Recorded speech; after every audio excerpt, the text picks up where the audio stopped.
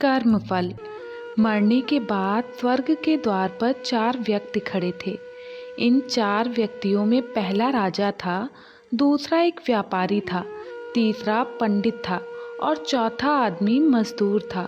किसी को यह पता नहीं था कि कौन स्वर्ग के अंदर प्रवेश कर पाएगा और कौन वहीं से वापस लौटा दिया जाएगा। सब स्वर्ग का दरवाज़ा खुलने की राह देख रहे थे और आपस में बातें कर रहे थे। जैसे कि राजा को मरने से पहले से ही आदत थी, उसने अपनी बात सबसे पहले बताई। राजा ने कहा, मैं बहुत प्रख्यात राजा हूँ।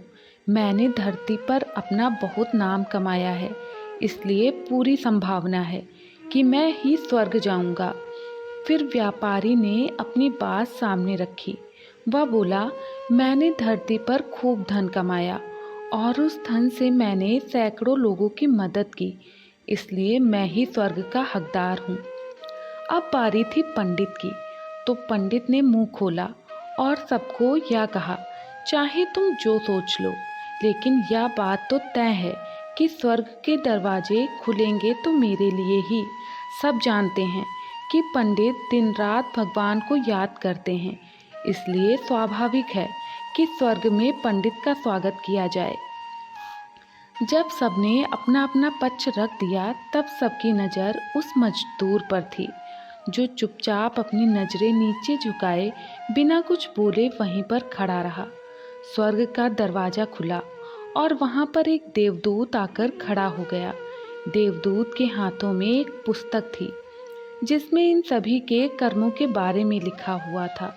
देवदूत ने सबसे पहले राजा को अपने पास बुलाया और उससे पूछा, तुम बताओ, तुमने अपने जीवन में क्या क्या अच्छे कर्म किए हैं। मैं उन्हें इस पुस्तक में देखकर फैसला करूंगा कि तुम्हें अंदर आने देना है या नहीं। राजा ने कहा, मेरा राज्य जितना बड़ा था उतना ही समृद्ध था और मेरे राज्य के सभी लोग खुशहाल थे, सभी बड़े आनंद से रहते थे। मैंने उन्हें कभी भी किसी भी चीज़ की कमी नहीं होने दी। यही मेरे अच्छे कर्म हैं। देवदूत ने अपनी पुस्तक में देखा और देखने के बाद राजा से कहा, तुम सच बोलते हो। तुमने अपने राज्य की प्रजा को बहुत सुखी रखा था, लेकिन तुमने अपने राज्य की सीमा बढ़ाने के लिए जितने युद्ध किए थे, उन युद्धों की वजह से हजारों सैनिकों ने अपनी जान गंवा दी थी। उन 1000 सैनिकों के परिवार के दुख का कारण तुम बने थे, इसलिए तुम स्वर्ग में नहीं आ सकते। अब बारी व्यापारी की थी। व्यापारी से जब देवदूत ने पूछा कि तुम्हारे अच्छे कर्म क्या हैं, तब व्यापारी ने कहा, मैंने सैकड़ों लोगों को खाना खिलाया है, कई आश्रमों में दान किया है, कई निराश्रित लोगों के लिए घर बनाकर दिया है, या मेरे अच्छे कर्म हैं। देवदूत ने फिर से अपनी पुस्तक में ध्यान से देखा और देखने के बाद व्यापारी से कहा, तुम्हारा कहना भी ठीक है कि तुमने बहुत दान धर्म किया है, लेकिन यह दान धर्म तुमने जिन पैसों से किया है, उन पैसों को कमाने के लिए तुमने न जाने कितने झूठ बोले हैं, कितनी हेरा फेरी की हैं और कितनी मिलावट की है, इसलिए तुम भी स्वर्ग नहीं आ सकते। जब पंडित जी से यही सवाल किया गया, तो पंडित ने बड़े ही आत्मविश्वास के साथ कहा, मैंने अनगिनत लोगों को ज्ञान दिया है, हजारों यज्ञ और पूजाएं की हैं और दिन रात भगवान का जाप किया है। इससे अच्छे कर्म और क्या ही हो सकते हैं। देवदूत ने अपनी पुस्तक के अंदर झांक कर देखा और पंडित से कहा, आपने जितने भी लोगों को जो भी ज्ञान दिया है, उन बातों पर खुद कभी अमल नहीं किया। आपने यज्ञ, पूजा या भगवान का नाम निस्वार्थ भाव से कभी नहीं लिया, इसलिए आपका भी स्वर्ग में आना प्रतिबंधित है। मजदूर यह सब देखकर हैरान था।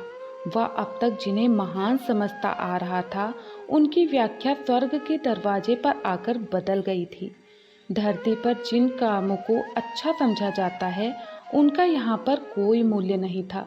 यमदूत ने जब इस मजदूर को अपने पास बुलाया और इससे पहले कि वह उससे उसके अच्छे कर्मों के बारे में पूछता, मजदूर बोल पड़ा, प्रभु, मैं जानता हूँ कि मैं स्वर्ग में आने के लायक नहीं हूँ, लेकिन मैं फिर भी एक बार बाहर से ही स्वर्ग को झांक कर देखना चाहता हूँ।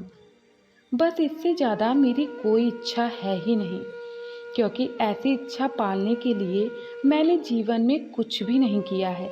मैं पूरा दिन मेहनत करता और जो भी पैसे कमाता उन्हें अपने परिवार के पालन पोषण में खर्च कर देता, इसलिए दान धर्म के लिए कुछ भी बचता ही नहीं। लोगों की भला मैं क्या सेवा करता, क्योंकि काम के बाद जो थोड़ा समय मिलता उसको अपने ही बूढ़े माँ बाप की सेवा में बिता देता। और यह सब करने के बाद मैं कभी कभी मंदिर भी चला जाता और भगवान ने जैसा भी मुझे दिया है उस जीवन के लिए धन्यवाद कहता। देवदूत ने अपनी पुस्तक में बड़े ध्यान से देखा और थोड़ी देर देखते ही रहा।